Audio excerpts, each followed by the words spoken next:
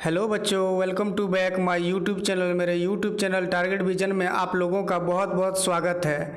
आज मैं आप लोगों को क्लास 9 सोशल साइंस सामाजिक विज्ञान का 40 प्रश्न जो कि बहुत ही महत्वपूर्ण है, फर्स्ट टर्म से संबंधित है। परीक्षा डेट आ गई है, 5 मई को एग्ज़ाम है। तो यदि अभी तक इस चैनल को सब्सक्राइब नहीं किए हैं तो जल्दी से चैनल को सब्सक्राइब करें, लाइक करें, कमेंट करें। अगर किसी प्रकार की वीडियो पसंद हो तो कमेंट सेक्शन में जाके कमेंट करें, तो उस प्रकार की वीडियो मिलेगा। तो यदि तब इस चैनल को सब्सक्राइब नहीं तो सबसे पहले चैनल को सब्सक्राइब करें और पूरी वीडियो देखें और देख के समझें। अगर वीडियो अच्छा लगे तो अपने दोस्तों के पास शेयर करें। तो शुरू करते हैं।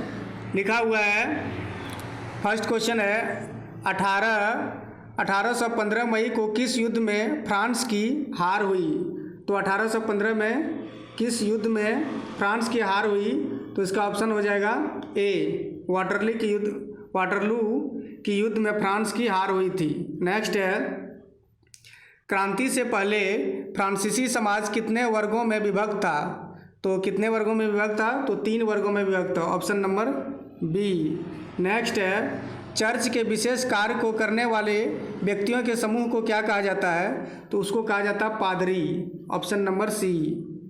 नेक्स्ट है, फ्रांस का संविधान किस वर्ष बना? तो फ्रांस का संविधान बना 1791 ईस्वी में, ऑप्शन नंबर सी।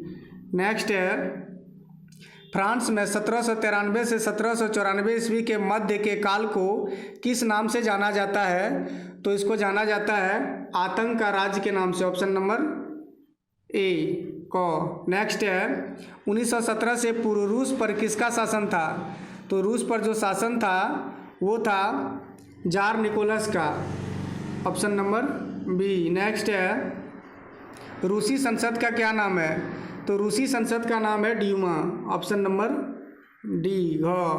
नेक्स्ट है, बोल्शेविक पार्टी का नेता कौन था? तो बोल्शेविक पार्टी का नेता था लेनिन, ऑप्शन नंबर 1। नेक्स्ट है, रूसी क्रांतिकारियों के मुख्य उद्देश्य क्या थे? तो इनका मुख्य उद्देश्य था प्राथमिक युद्ध से रूस को हटाना, जमीन किसानों को देना, कारखानों पर मजदूरों का नियंत्रण करना, गैर रूसी जातियों को समानता का दर्ज देना, यानी कि चारों सही, ऑप्शन नंबर डी। नेक्स्ट है, खूनी रविवार के नाम से किस दिन को जाना जाता है? तो जाना जाता है 9 जनवरी 1905 को। नेक्स्ट है, भारत का क्षेत्रफल विश्व के कुल क्षेत्रफल का कितना प्रतिशत है? तो ये है 2.4%, ऑप्शन नंबर बी। नेक्स्ट है, भारत की मानक याम्योत्तर रेखा कौन सी रेखा को कहते हैं? भारत की मानक याम्योत्तर रेखा को कहा जाता है 82.5 डिग्री पूर्वी देशांतर, ऑप्शन नंबर सी। नेक्स्ट है, कर्क रेखा किस राज्य से नहीं गुजरती है? तो उसके लिए एक ट्रिक है, अगर ट्रिक पसंद हो तो याद रखें, गमछा झार मित्र पर ये ट्रिक है। इस ट्रिक को याद रखें, यही ट्रिक के अनुसार से भारत कर्क रेखा जो है इन्हीं राज्यों से होकर गुजरा है। तो इसमें कहता है किस राज्य से होकर नहीं गुजरा है? तो इसमें उड़ीसा से होकर नहीं गुजरा है, ऑप्शन नंबर डी। नेक्स्ट है, विश्व का सबसे ऊंचा शिखर माउंट एवरेस्ट किस देश में स्थित है?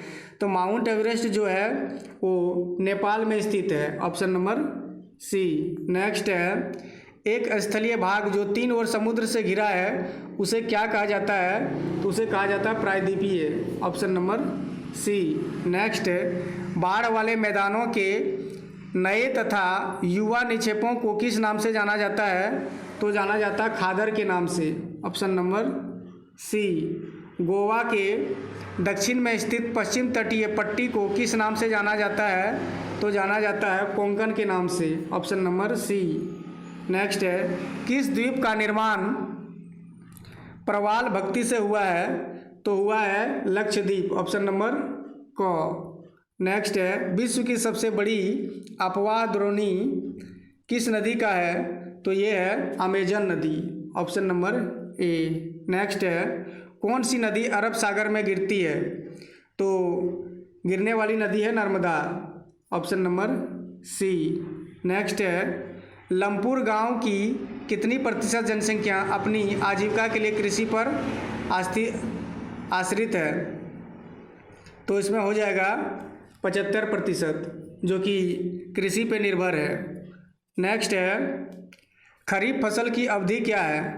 तो ये 2 फसल याद रखें, एक रबी फसल एक खरीफ फसल। इसको याद रखने की ट्रिक है यही है कि खरीफ फसल को बरसात में उगाया जाता है और रबी फसल को बरसात में नहीं उगाया जाता है। तो ये दोनों बहुत ही इंपॉर्टेंट है, एक रबी फसल एक खरीफ फसल। तो फिलहाल यहाँ खरीफ फसल पूछा है, रबी फसल को भी याद रखें। रबी फसल को बरसात में नहीं उगाया जाता है, खरीफ फसल को बरसात में उगाया जाता है। तो बरसात का टाइम कब है? 22 में हो जाएगा, ये जून से अक्टूबर तक, ऑप्शन नंबर ए। नेक्स्ट है, हरित क्रांति का संबंध क्या है? तो हरित क्रांति का संबंध है खेती से संबंधित है ये। तो खेती से संबंधित है, यानी कि खाद्यान्न के उत्पादन, ऑप्शन नंबर ए। नेक्स्ट है, निम्न में से कौन कार्यशील पूंजी का उदाहरण है? तो कार्यशील पूंजी का उदाहरण है नगद पेशा कच्चा माल, ऑप्शन नंबर सी। नेक्स्ट है, कौन एक गैर कृषि क्रिया है? तो गैर कृषि क्रिया है, यानी कि कृषि के अधीन में वो नहीं है, तो गैर कृषि में है तो कौन है?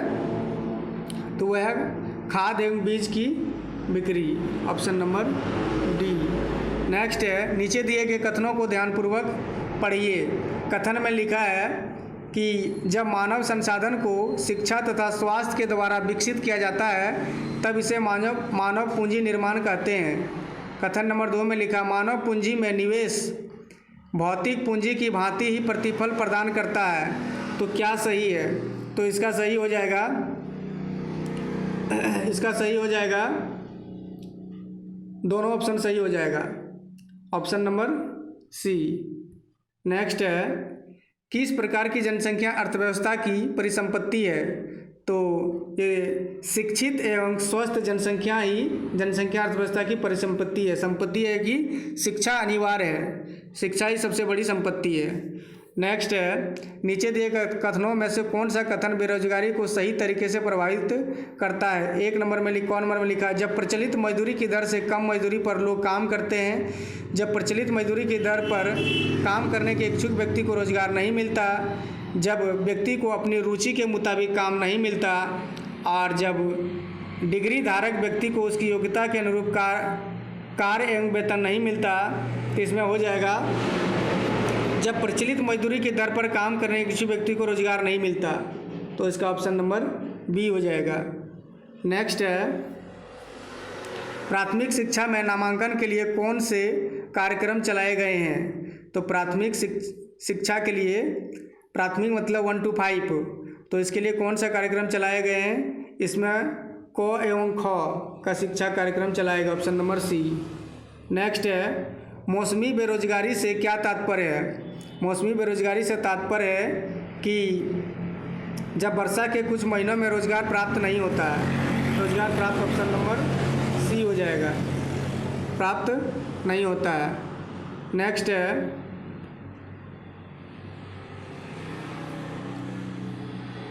है, लोकतंत्र का शाब्दिक अर्थ क्या है? लोकतंत्र का शाब्दिक अर्थ है लोगों का शासन, ऑप्शन नंबर सी। इसके पहले था राजतंत्र, यानी कि राजा के द्वारा जो शासन किए जाते हैं उसको राजतंत्र कहते हैं, और लोकतंत्र का अर्थ है कि लोगों का शासन, लोगों के द्वारा। जैसे पंचायत का मुखिया का चुनाव होगा तो चुनाव कौन चुनेगा? कौन? तो लोकतंत्र, यानी लोगों के द्वारा चुना जाएगा। नेक्स्ट है, इनमें से कौन लोकतंत्र की विशेषता नहीं है?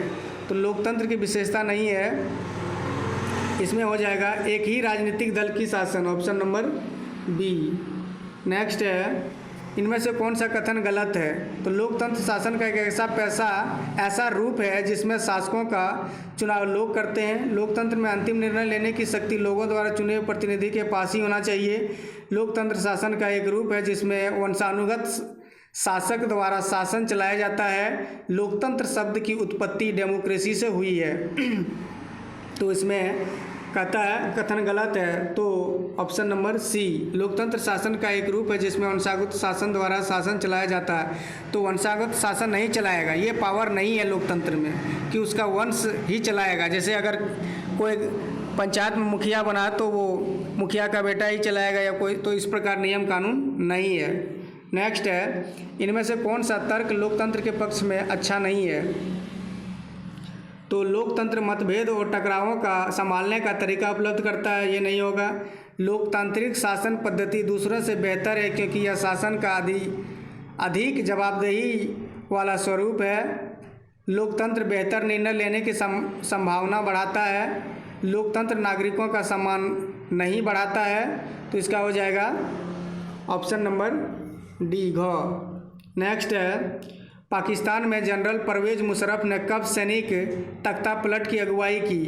तो किया था 1999 में किया था, ऑप्शन नंबर डी। नेक्स्ट है, दक्षिण अफ्रीका कब स्वतंत्र हुआ?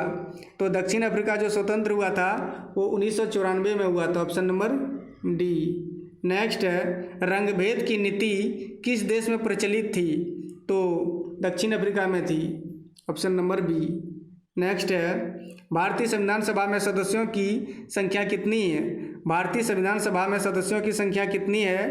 तो 299 है, ऑप्शन नंबर सी। नेक्स्ट है, लोकतांत्रिक संविधान में कौन सा प्रावधान नहीं रहता है? शासन प्रमुख के अधिकार, शासन प्रमुख का नाम, विधायिका के अधिकार, देश का नाम। तो इसमें शासन का प्रमुख नाम ये प्रावधान नहीं है। नेक्स्ट है, भारतीय संविधान सभा ने किस दिन अपना काम पूरा कर लिया? तो भारतीय संविधान ने 26 नवंबर 1949 को संविधान अपना लिया गया था। और लागू कब किया था अगर पूछा जाएगा, ये आंसर तो इसका है। अगर लागू पूछेगा तो लागू कब किया गया था? 26 जनवरी 1950 को लागू किया गया था। 26 जनवरी 1950 ईस्वी को लागू किया गया था। ये याद रखें, दोनों क्वेश्चन बहुत ही महत्वपूर्ण है। 26 नवंबर 1949 ईस्वी को काम पूरा करके अपनाया गया था, लेकिन इसको लागू कब किया गया? 26 जनवरी 1950 को लागू किया गया था। तो ये फर्स्ट टर्म से 40 क्वेश्चन थे जो कि बहुत ही महत्वपूर्ण है। 5 मई को एग्ज़ाम है, 5 मई से एग्ज़ाम शुरू है। तो वीडियो अगर पसंद हो तो लाइक, शेयर और कमेंट करें। और चैनल को अभी तक अगर सब्सक्राइब नहीं किया, यदि चैनल पे अगर आप नए हैं तो चैनल को सब्सक्राइब करें। जय हिंद दोस्तों।